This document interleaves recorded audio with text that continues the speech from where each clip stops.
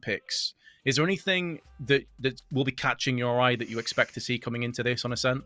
Man, you should see the same kind of comp that you saw from Cloud9 on Split here. The only difference would be that TenZ will be on Jett. I mean, everybody else should be playing roughly the same agent that they were playing before, unless they decide to change something up. Whereas, you know, over on the Renegade side of things, I mean, again, you're not going to see, like, too crazy of a difference. This is where CP2 will probably pull out Sova instead of playing Breach, as that is an agent he's been maining quite a lot lately. You also might see Randy back on the Cypher instead of Killjoy. Then that is the other change that you would likely see. And indeed, that's going to be the case. So Randy will be on the Cypher. CP2 will be on the Sova. Everyone else is the same. And then for Cloud9, yeah, this is the comp they normally use on this map. So no real curveballs in that regard. Well, here we go. Cloud9 on the attack, with this being their choice of map. And they're very much living up to that mantle, getting straight away some aggression from Mitch, who's peeking with the turret. No one is going to protrude around the corner, though, so it's a bit of a stalemate as they look to back away. But they're actually just playing one defender here, Renegades, on the A side. So they are certainly banking pretty heavily on this being a retake. Yeah, I didn't miss something, actually. This is a map that I was seeing Reyna be played a lot by Winsum, but he's sticking with the Raze after performance on Split. So that is one little difference, I suppose. We are going to see Winsum looking to take some point here through the smoke at the door. He won't get the frag, will support Berghy in doing so, and they will take the man advantage. They are holding up this cat push really well at the boom bot. Boom! Winsum uses it to his advantage there, but now we see Cloud9 able to fight back, get the spike down, and have the 3-on-3 post play. Having to deal with it, though, on very low HP. Cloud9 hemorrhaging on a few players. Shinobi using the dark cover, hiding in the cubby. It's TenZ that's down to 21. Phenomenal player. Aftershock will not be affecting him at all, but he will get caught in the crossfire of CP2, making moves from upper, now looking downstairs, and getting the headshot with randyySavage's frenzy. Coming good for the last. They stick it together, and Renegades will get the successful defuse on top of it. First blood again goes their way. Yeah, I'm curious if this time Cloud9 will be more conservative. Last map, whenever they got the spike plant, they went for a little bit of a buy with the Bulldog onto TenZ and actually put some investment into the round. Kind of curious if this time they'll sit back and take the full save and concede this round, and we are going to see some only upgraded pistols come out, it seems. So it does seem like that is indeed going to be the more, I guess, standard approach. As the Spectres will come out in full force for Renegades. They will be having their Cypher and two others looking to take some B lobby control early here. Once I'm using that boom bot, that's going to be an A focus from Cloud9. Winsum pushing with his bomb buddy, and that's why. Anticipating at any close angle, they'll be forced to focus fire on the boom bot, allowing him to get the even trade. And now Cloud9, a player behind, trying to use their sheriffs. Cloudburst put in, using the dark cover to get up close will TenZ. And it should yield another spike plant, so at very least it keeps them ticking forward economically speaking. Whether they'll be able to hold on to the site is an entirely different matter altogether.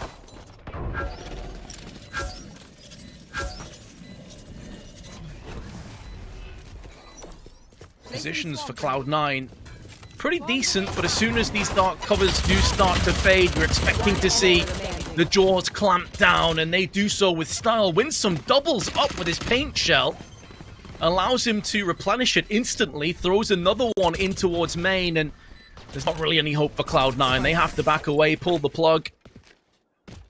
They will concede 2 in a row, but it is 2 spike plants in a row. Yeah, and with not much investment behind it from Cloud9 to do so. So they are going to be sitting pretty when it comes to cash coming into this round. They'll be able to buy everything that they could hope for. Here's to see how they'll open. Again, they usually like to just have their Killjoy play outside A while Raze plays outside B, and then they just look to take mid control. That seems to be their default.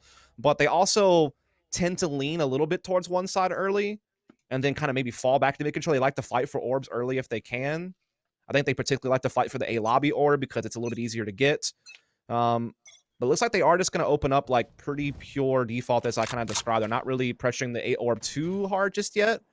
Kind of just getting that smoke out at top middle and just kind of working up catwalk. They do still have the breach though helping out Mitch, so they could be looking to peek here soon. The turret will be placed to hold the archway. Placing swarm grenade. Swarm grenade out. Making sure that no one's in the cubby. Now know that that's the case. They can feel a bit more safe and assured that Cloud9 can push in towards main without too many issues and obstacles. The spike still dropped towards the spawn side, though. So a bit of a declaration as TenZ takes some aggression towards Pizza and Market. Yep. More required there from Mitch by use of the turret and the A lobby control they were able to gain pretty early on. The rest were able to push up mid towards Market. They didn't stick to it. They actually faded back. They will look to burst onto B. Very likely we will see Omen smokes at spawn and Market, and then the Jett dash, Raze blast pack, breach flashes, allowing them to pounce onto the B side. They could even, sometimes this Cloud9 team will throw a deeper Market smoke more towards middle so they can actually get into Market themselves. But other than that, what you're going to see is a pretty standard explosive attack on B. Explosive attack is propagated by a flashpoint, but randyySavage with the Spectre holds his nerve. Has some backup. randyySavage apparently doesn't need any backup. He's the one-man wrecking crew. It's a 4K, and Winsum cleans up the rest. And that, ladies and gents, was a bonus round. Renegades do it in style. That is a big victory. They clamped down on that side so well, never allowing Cloud9 to break through. It was the standard utility set, but no one really got any entries. Relyks unable to find a frag at this game. Same for Mitch. Obviously, it's very early on, so I don't want to harp on that too much, but that's a big round for them where they had the firepower advantage. She said it was a bonus for Renegades still holding on to the Spectres, and that's where you think you should be able to kind of mow them over, or at least have some type of superiority, but absolutely trounced was Cloud9 there. And now they will have to take the save, and Renegades will be able to look to go up the 4-0, but TenZ will have the Blade Storm, so they'll give them something to work with here as they look again to burst on the B. Great out. Oh, man.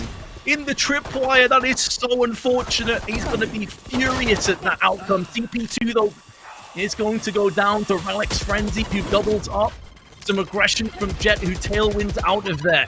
Now some weapons have been picked up and used against Cloud9, but Winsum, with a beautiful pink shell, puts it back into a 2-on-2. Relyks has tripled up, though, with his Phantom, and now it's looking good for Cloud9.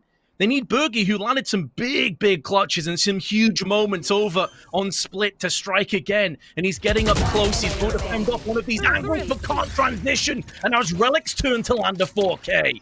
This game just setting alight again.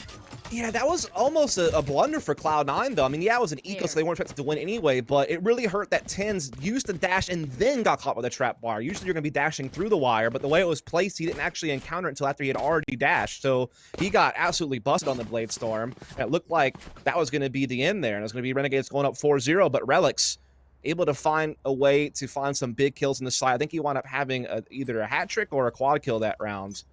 Either way, huge impact there from him on Raze to get one across the finish line for Cloud9. TenZ, that's a big opening kill, but at least Retro's quick to respond. randyySavage comes in as a reinforcement, and they have won the Battle of B Lobby. You can often see little information battles going on here, and this time Renegades come out victorious, and they get a huge edge. A 4-on-3, and the Neural Theft will give them intel. Big kill, though, from Relyks. Keeps it back to even, but he's low on health. Hot off the back of a 4K, just insta drills the head off. Does take a headshot himself, so he's down exceptionally low, but a 3-on-3 retake hasn't quite came into play just yet. And with this being stalled out, have a quick look. There are flanks coming in. Jett is getting around the back of Renegades. This is going to be a difficult one to hold on to, especially with low HP in the mix. Boombot tossed out. Blade Storm also comes into fruition. Retro wants to get up close. Spotting onto Mitch, takes him down. Tailwind up, getting tagged out from the turret. Allows them to know exactly where he is and also slows him down a little bit more. But now the Cloudburst has been tossed to the back of the side. It will funnel these two defenders now of Cloud9 together. But they clump up and Vice comes out with a vengeance, with authority, with headshots. There's another one, but Berghy suppresses him. And Renegades, another successful defuse, another successful retake. It's a great cost to their economy, though. The spike is diffused.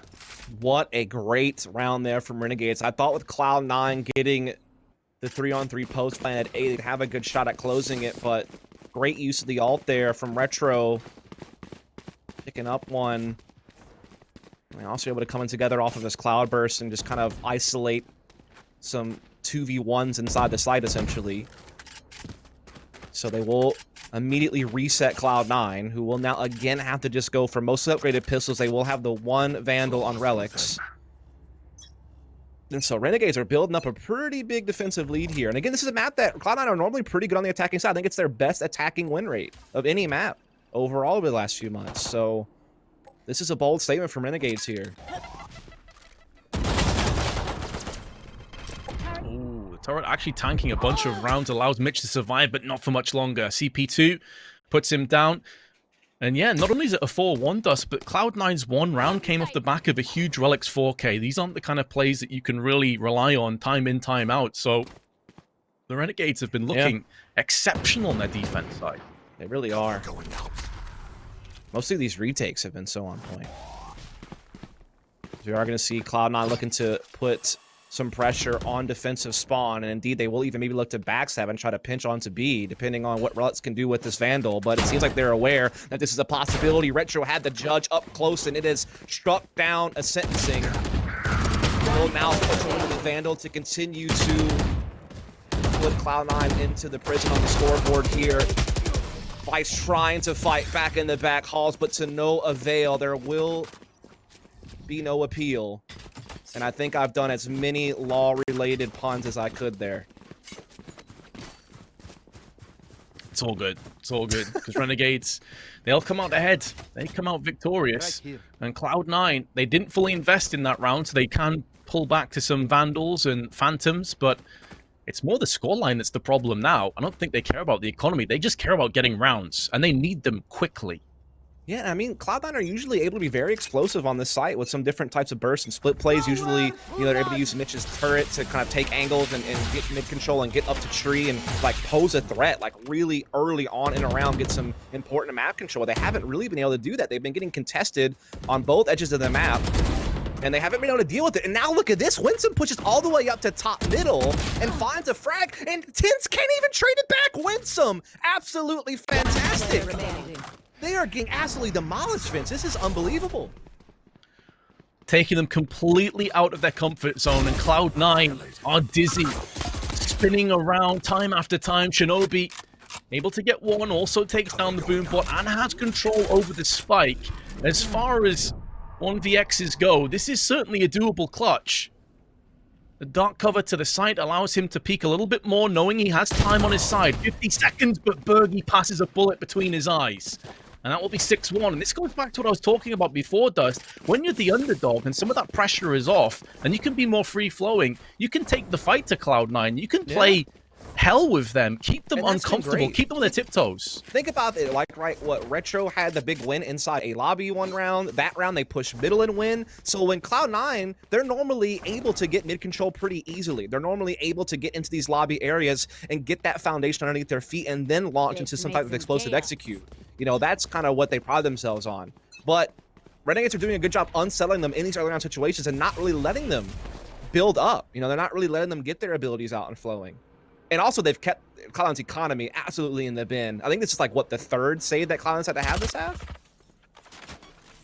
Yeah, pretty top heavy in terms of the spikes being planted. They got a bunch of spike plants at the start of the game, but in the last few rounds, it's been barren in that prospect, and not too many kills behind it either. TenZ now going in aggressively, lockdown, being put down, stuck in the cages. TenZ and gets punished. randyySavage with the headshot, who can now have tons of backup from the back halls. All of Renegades in close proximity, all are ready to fight. One player does get detained though, which will be Retro, but he's hiding in the cloudburst, keeping himself alive a little bit longer before Winsum perforates the wall, takes down Shinobi. Relyks back in again. He did start off that 4K with the frenzy. Their one lonely round that Cloud9 picked up, but a 3v3 post-plant momentarily as Vice gets it down. We'll see Berghy claim the first blood. Rolling Thunder out, only landing one of the three players and stunning them momentarily before Relyks takes him out of the equation. And now he is the last man standing, but not for much longer. randyySavage gives Renegades a 7-1 lead, and this is getting out of control. It is. I mean, another spike plant comes in, but when you really sit down and think about it, 2 ults are used there by Cloud9, and what did they really gain? I mean, yeah, sure, I guess the Killjoy ult ultimately got them in the B site, and they did get Retro because of it. He was basically trapped in the corner. He was able to get his gun back out because he stalled long enough inside of his cloudburst, but still unable to get comfortable and get a frag. But that Rolling Thunder didn't shut down that retake at all. Like you said, only impacted one of the 3 players, and the other 2 able to come up short there and just blitz Cloud9. I mean, I haven't seen Cloud9 go down this rapidly on attack and Ascent in some time. They are normally pretty money on this map. Again, it's their best map. One of the maps that Renegades have struggled on in the past. So this is huge, and Cloud9 are taking a tactical pause, and I don't blame them. Like, this is starting to get out of control. Think about what's on the line here. If you win this best of 3, you're in first strike. The later matches are about seeding, which is important, but what matters most is getting to the show. And this map could decide it for Renegades if they're able to continue on like this. For Cloud9, they were one of the favorites alongside teams like Sentinels and TSM and, you know, some of these other teams that you expect to be at first strike. Now, granted, it is worth noting that just because you've made the quarterfinals, you are guaranteed to be in the UMG tournament. So you're not out of the first strike running, per se. But Cloud9 thought that they would be here now, you know, not Renegades. This would be the story of this tournament if Renegades are able to be one of the first teams to qualify for first strike.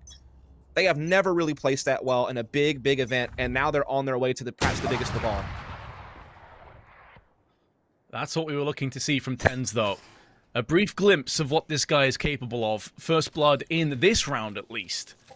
Does go his and Cloud9's way. And maybe the magic of the tactical timeout will come into fruition. Mitch, up close. Thinking about peeking, decides better of it. That may be allowing Retro a bit of safe passage a little bit further. Again, just making sure the cubby is dealt with, but Retro goes in for the wide swing and takes him down for his troubles, evening the score up in terms of manpower, and now Cloud9 have got to get a move on again. Indeed, they do. Vice still able to catch Berg. That's going to be pretty big. Stopping that mid push there from Renegades allows them to have easier time getting into that B site. Alt will and further ensure it there from Shinobi. And so this looks like finally a chance for Cloud9 to have a good victory. They have man advantage. They have side control. They're all pretty healthy. Spike planted. This should be going their way. They cannot afford to drop this round.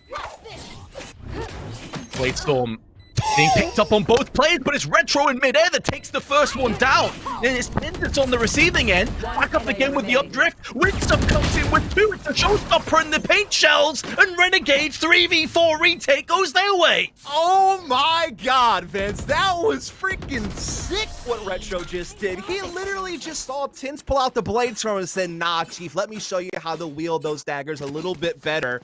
He absolutely crushed TenZ. That was just straight. Oh my god, that was so sick. I can't even put into words how awesome that was. What a statement. That's Cloud9 in a comfortable 4-on-3 post plant with Blade Storm available. And somehow Renegades still just busted that wide open. Tip your hat to Retro. That was such a nuts headshot dagger. Oh my god. Everything preceding that play as well. 3v4. TenZ got first blood in the round after a tactical timeout, and Cloud9's back has been broken again, and they may not recover, but they're looking to do so with some aggression. They're looking to just shake it off. Mitch getting up close. TenZ gets another one. This is more like it. But can they finally convert? Surely this time in a 3v5, they should be favorite to do so. Additionally, Berghy's taking a lot of damage, so he has to be careful about going back in again and re-engaging. Looking for the wall bangs, nothing really forthcoming. And it looks like Cloud9 likely will double up. Yeah, I mean, I remember last round I said they don't win this, then it's over. This one was even worse. Like, they had to close this one down, and they will. Great little pounce onto A, looking more themselves, asserting themselves on the site quickly and efficiently at that, only losing 1 in the process here. Retro still poking and prodding. Let's see if he can bring some weapons down and force some rebuying out of Cloud9, who do have a low economy. And he will be able to dash in, and they actually dig all of them. It's only Mitch that will hold on to a rifle, and even he won't. He's been phased by the spike, and this is incredible from Renegades. Yes, Cloud9 won, but at such a huge cost. If they get reset here, I think Renegades get 10. Because there won't be any money left available for Cloud9 unless they can be efficient with the win here and get a spike plant and basically retain all the rifles that they buy here and now. Like, that's like kind of the battle was won by Cloud9, but the war might ultimately still be taking the Renegades based off the damage they did at the end. Yeah, that war of attrition catching up. Cloud9 still struggling, but hell, if they can get this back to an 8-4, you couldn't fully write them off. But to get to 4 rounds is looking like a pretty big ask. Cloud9 Do dark cover out middle. It forces back the aggression that was coming in from Renegades to kick things off. And now they can take mid control, Dust, and that gives them options. It gives them choices. They can try and push this one in slowly.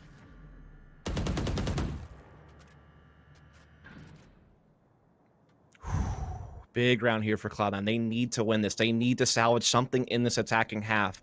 This is one of their most successful attacking halves they have in their pool. And again, their economy is in tatters. CP2, though, he'll open up things with the operator there on his Sova. Gets the 5-on-4. Time is still plenty for Cloud9. Now they have some headway up towards Tree. Looks like they will once again claim the A site. It'll all be about whether or not they can hold off the retake. As this spike will start getting planted. Randy gets past the paint shell. Can he break this back open? Indeed he can. Showstoppers being picked up, and randyySavage takes off the head of Relyks just before he pulls the trigger. An even trade 1-for-1, but will favor Renegades. Dark cover put down towards main, fending off and isolating, segregating the two remaining Cloud9 players. The mitch feels compelled to go in aggressive before Winsum spins around and gets both of them. And yet again, we've been here before so many times, Dust. It's another post plant. It's another successful retake for Renegades. And look at the repercussions. Not only does the score increase for Renegades and the gap widens, but Cloud9's wallets are well and truly empty. It's nothing but moss flying out the billfold now. Just some SMGs, 3 stingers. And yes, you can close distance with TenZ with the tailwind. Maybe you get Relyks blast packing in to get the Spectre up in someone's face, but they are well and truly being absolutely crushed. I mean, Renegades are playing beautiful Valorant right now. This is, again, a whole new look. If you're new to Valorant, Renegades have never looked this good. This is awesome. Just at the right time as well. Rushed in, but they're being thwarted, they're being swatted away, collapsed on, clobbered. And suddenly, Relyks, last man standing, 1-on-3. Nice shot onto Retro. Can now trade up. And it would be an understatement to say that Cloud9 are desperate for this 1v3 clutch. They need this so badly. It gives them a foundation to build off. Full HP for Relyks. Can poach up at the back of the cubby and wait for the oncoming Renegades players to get up close and personal. But he's against an Omen and a Cypher. This will not be easy at all. In goes the dark cover. A little bit too deep, though. Doesn't really affect Relyks, who can stay in position and has a good idea from that trajectory where they're coming from. But randyySavage, too quick on the trigger. Insta headshot. Renegades have double digits going through into the halftime. Oh my goodness, Vince. It might just happen. This would be the biggest upset of the tournament. When you think about how Cloud9 has performed over the last few months, the first place in the Open Qualifier. They've taken 3rd at the last 3 events they played prior to this qualification process. They had a couple of 2nd place finishes at Pulse and PAX. They have been firmly at the top 3 of this scene for some time. And then meanwhile, on the other side, you've had Renegades who have often had group stage exits and even a couple of last place finishes in the mix. Yes, this should do. Really, their only big success was like a top 6 at Pulse series, and that was against lesser competition than what they're facing now. Yeah. But they have really come alive throughout this qualification process, and they are now just a few away from knocking Cloud9 to the UMG event and taking one of the first strike slots for themselves instead. What a story that would be. They still have a few more pages to write down before that book can be closed, but they are well on their way to finishing off the final draft of what would be an incredible story. A fairy tale ending, perhaps, for Cloud9. Very capable of pulling this back. It's been the nature that they've lost that's been a worry, though, but Mitch is using that dark cover as a bit of sanctuary, and now he can show his hand with a frenzy, but too many of his teammates fell around him. Not enough to build off. Cloud9, 2v3 retake, spike gets planted. TenZ in with the first, they need CP2 to have some impact, and he's missed his shots! And now it's all on Berghy, 80 HP to his name. And a potential hero play forthcoming. Or not. TenZ gets a 4K, and CP2 will be looking at that round and thinking, what if? What if I land my first shot onto TenZ? That could have been their round. Indeed, it could have been. It was very close. It came down to a 1v2 with Breach and Jett very low on TenZ and Vice from Cloud9. But they will now be able to breathe, not really a sigh of relief, but at least they can take in a little bit more air. They have been able to fend off the pistol, which would have almost surely sealed their fate if they lost that. If they would have lost that, Renegades go up to 11. Cloud9 has to make a choice on force buying or saving and likely losing, and then basically having no money for the rest of the half. But with that victory, they'll be able to buy up. We will see just pistols here from Renegades, some frenzies, a sheriff. Normally a team that likes to play a lot of just mid-control into tree control or into market threats, but this round they will open up a little bit heavier towards B lobby. TenZ does get to wine position, however, and is not going to get found out at all. That's an easy one there for TenZ.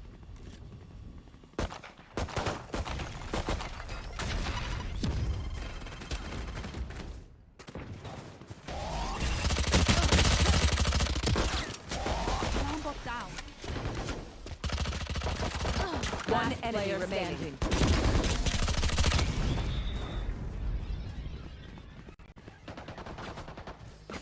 Sure. Indeed. Now they'll be able to get their full vibe going. And again, they're a team that likes to play their standard, map control with just their Cypher lurking out in B lobby. They sometimes have no one playing outside A, though. A lot of the times they will just have like a focus of 4 players mid. And again, they like to either come all the way up mid and put that threat on market and spawn, or really just focus on taking control of that tree area and setting up A splits. So, and they are very efficient at it, Vince. They're a really well-orchestrated team, as we already saw quite a lot on split. They also have a couple of B burst plays they can put into effect with their Omen smokes and breach flashes. So, or just rather Omen smokes, no breach on Renegades this time around, but the point is that they can definitely keep threatening Cloud9. Cloud9 cannot feel comfortable yet. That's absolutely true. Cloud9 will not feel comfortable until they get probably 7 or 8 rounds, I'd imagine, and that's if Renegades don't continue to accelerate towards the finish line. So there's a long battle and a long road ahead of C9 before they can start to lose a bit of focus. And there's shinobi up close with the Spectre, getting the upper hand onto Winsum. That's a huge pick, and he could actually... Wow, that was just crazy timing. Trades up. The drone had come all the way through and had just not quite gotten to where shinobi was located, and so Winsum thought that it was clear and just came around into shinobi, who had waiting arms. So a good initial bit of map control, but they lost it right away to shinobi, and that forces them to backpedal. And now they don't really have much at all. They're still kind of just sitting in the back of middle. They do have B lobby with their Cypher. That's going to be Randy here, just watching to see if anyone's going to rotate through market, which Mitch is in that position. They've chipped away at a couple of players as well, to be fair. Like, TenZ is a little bit low on health, so I mean, there might still be a way in, but it's going to be a tougher call now. An upgraded gun can now be used against Renegades, who only have 17 seconds to make a decision. They're making moves around B. Now getting up close. Berghy, one-on-one, gets traded out. But at least they avenge their fallen teammates. The satchel charge out. CP2 misses his chance. Gets punished. And even though the spike has gone down, with 4 players remaining on Cloud9, it's looking good for a retake. randyySavage, though, takes the head off of TenZ, looking to eviscerate the oncoming Cloud9 players who are looking to pillage and sack the site once more. Playing on both sides, both the claustrophobic angle simultaneously. Satchel charge goes in, Retro holds his nerve, as does Mitch. Successful retake, but it's another very close one. Sure. Definitely there were some chances there for Renegades to perhaps pull that off if they could have won a key duel or two. But just, good on shinobi to put a stop to Winsum early, get that man advantage. Really deny Renegades any access to mid control, and then just played the retake well on B. But the fact that these rounds are coming so labored really makes you feel like Renegades are still putting that pressure on. And while Cloud9's making a great little comeback here, Renegades are still threatening that 2-0 possibility. This round, though, they will have to do more with less. And it's a good opportunity for Cloud9 to keep closing that gap. It's going to be a B burst play coming out of Renegades this round. They don't have the flashes on a breach to really help them, though. That's the big thing that they're missing on this attack, but it may not matter. It's a great sheriff kill on the TenZ. That's a nutty frag, but Retro has been instantly capitalized on. So that's the Blade Storm that's taken with him. It gets nullified, and that was a big part of this push. And with his loss of life, it's unlikely too much will follow. I say that as 2 kills come back, but then Relyks seals the deal. Cloud9 get a 6th, but Renegades, they can dip back in with another buy. Yeah, this is just tough because when you're running a comp that has Jett and Raze, which are really able to close distance with the Tailwind and the Blast Packs, you normally want to have some type of traditional flash to go with it, whether that's a Phoenix Curveball or whether that's, you know, Flashpoint from Breach. It makes it a lot harder for you to take space. Like, basically, yeah, you can still smoke Market and you can still smoke Spawn Hall, but then you basically just have to rely on Raze, like, paint shelling the ramp corner towards the back and then kind of using that to funnel people into B site and then just running up short and trying to take duels. You don't really have as much utility to limit vision and give yourself an easier time when you start taking fights. It's one of the things that is a little bit of a shortcoming of this composition, but they can still, as long as they frag heavy and work together with their spacing and trading efficiency, they can still make things happen using the Omen smokes to isolate angles. But we'll have to see if they can figure it out or if Cloud9 can keep this comeback rolling. They're again denying access to tree early here.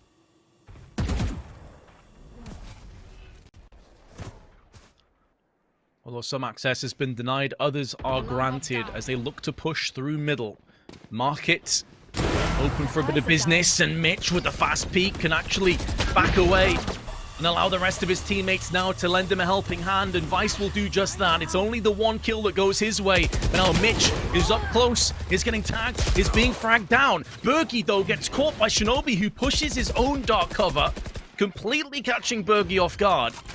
And now with 40 seconds, the spike is beginning to get planted. It's up close, but CP2 won't get it done. Winsum gets a kill from the grave, but it doesn't really matter because Cloud9 continue to string rounds together. That's 5 in a row now. Yeah, they burnt a few ults to do it, though. I think Relyks burnt the showstopper, and I don't even think he got a kill with it or anything like that. It didn't even really seem required in the end, and obviously Mitch threw his lockdown in as well, so it's only TenZ with the Blade Storm. Meanwhile, there's 3 ults available for Renegades. They're still in the lead. And they will actually put some, you know, money behind this. They're going to get a couple Stingers, a Spectre, a Bulldog. Again, they have several ults they can put into play. Obviously, randyySavage needs to kill or a body to get the neural theft off, but otherwise, this could be interesting. Okay. Being brought around the corner instantly, getting destroyed, and there's a paint shell behind it. Some aggression. Renegades mixing the pace up and getting 2 kills, and this, one of their worst buys. Full of SMGs, Stingers and Spectres across the board, post-plant comes in. This is always the downside when you trail by this many rounds, even if it's flawless. If you slip and slide, that could be good enough to let your opposition in. And Renegades have been waiting for that chance. They've struck. And although the Blade Storm in play, and maybe TenZ can put some of these to heads and try and clutch this one out. There we go. There's the first. And now he can use those cloud bursts and try and play the mind games. No one's home at the back of the site. They're all more centralized on B main, and this may actually work against Renegades. They're all together, and now TenZ can go back in again, but the bomb is planted for them. TenZ is speculatively firing all those across, and then Winsum, who still has the showstopper, puts it through the dark cover onto the site, and that could be good enough to yield the round. It's Valiant from Cloud9 in the dying embers of the round, but the spike will detonate, and Renegades move one step closer. I tend to agree that everyone playing towards A lobby can be risky, but you must understand the context of Renegades making that call. They had a Hunter's Fury and they had the Showstopper. So even if they got chain smoked out of peeking through the archway, they had multiple options to stall the defuse on the spike. They didn't even have to put the Hunter's Fury in the play, though. They still have it on CP2 for later, so that could help them out in another post plant, perhaps down the line. So well thought out risk, you know, was a calculated one, and it worked out just fine as now they've built their lead up another round, and now they have 4 rifles ahead of them. Going in again, Vince, and they're going fast. Still have that Hunter's Fury. Winsum in amongst all the cloud bursts is coming out with frags alongside shinobi, who gets 2 of his own. Renegades 2v3, faking the spike, trying to draw out one of those Cloud9 players into the open, but there are flashes coming in from the shadows. Has been popped to the other side of the map. It's on B, and Sova's still alive. This is winnable for Renegades. Cloud9 in trouble. Post-plant, does Berghy take the aggression? He does, and he puts out the head of Relyks. And with that kill, he can now move back into market, change up his angles. He goes down to the hand of Mitch. A Hunter's Fury still available, is now being popped, tries to stall it for as long as possible, anticipating a play is forthcoming as they stick onto the spike. The shots will not connect, and Cloud9 with a successful defuse. Yeah, it was a good thought to combine the From the Shadows and Hunter's Fury there to transition quickly to B, but I think that after Berghy got that first kill towards spawn halls, he needed to stay alive inside the market. If he stays alive, he gives a little bit more breathing room for CP2 to use the Hunter's Fury a bit more safely. But you saw there when he got forced in the 1v2, when he got one shot off, he knew that he could get pressed, and so he had to kind of throw it away. I think if Berghy just plays more passive inside the market there, it would have worked out better, but I guess he didn't realize that both of them were already committed to the side. Maybe he thought that one was going to backstab him through middle. So it's always tough to call in those clutch moments and when the blood's flowing and things are tense and you're getting stressed out. But that was a little bit of a fumble right at the finish line that could have put them at series point. Either way, they're still out in front. They do have the eco here, though, and Relyks is going to already find first blood in this round.